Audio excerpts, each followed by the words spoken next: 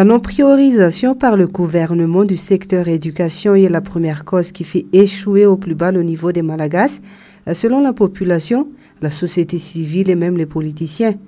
Par exemple, le budget dédié à l'éducation reste largement insuffisant.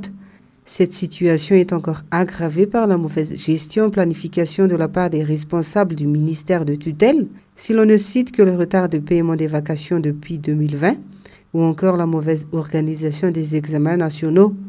Cela provoque une demande de démission de la ministre responsable. Les syndicats de ce ministère demandent également un audit du ministère de l'Enseignement supérieur et de la Recherche scientifique. Le secteur éducation doit constituer une priorité pour le gouvernement et que les actions dans ce sens soient pérennes. Récemment, les candidats au baccalauréat étaient victimes de l'incompétence de l'État malagasy.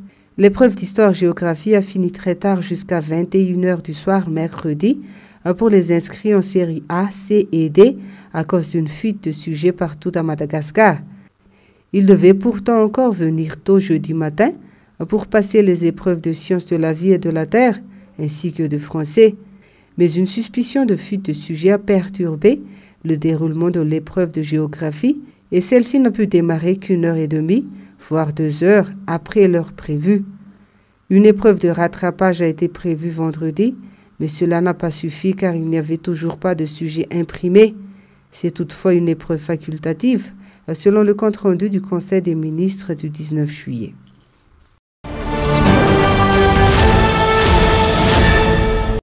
Université morte les 19, 20 et 21 juillet 2023, c'est la décision du syndicat des enseignants-chercheurs et chercheurs-enseignants à l'issue d'une assemblée générale extraordinaire qui s'est tenue ce mardi dernier. Une décision qui fait suite à un préavis de grève, mais également à l'ultimatum de 72 heures que le syndicat a adressé la semaine dernière au Premier ministre, à la ministre de l'Enseignement supérieur et de la Recherche scientifique et à celle de l'économie et des finances pour démissionner. Ces derniers n'ont pas pu résoudre les problèmes de l'enseignement supérieur à Madagascar, affirme le CSS.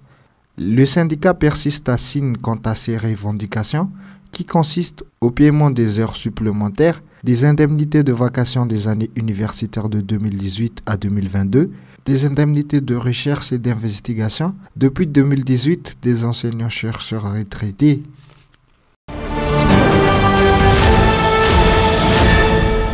Le problème des coupures d'électricité et d'eau dans toute l'île s'aggrave.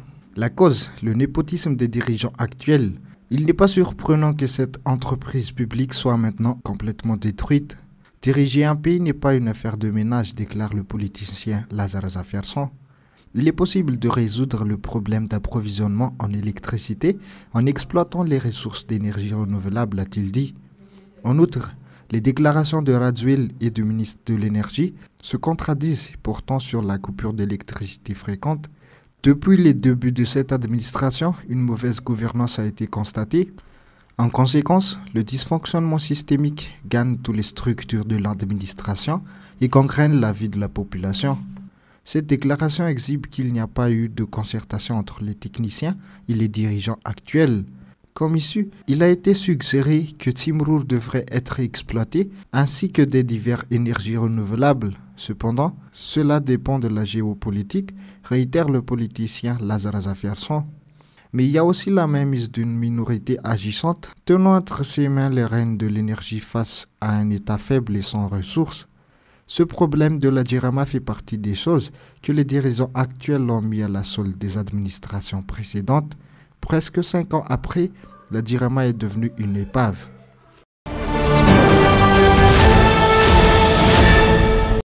Les frais de transport de taxi-brousse partant du Garmaki en Doutapé n'a qu'à revu à la hausse.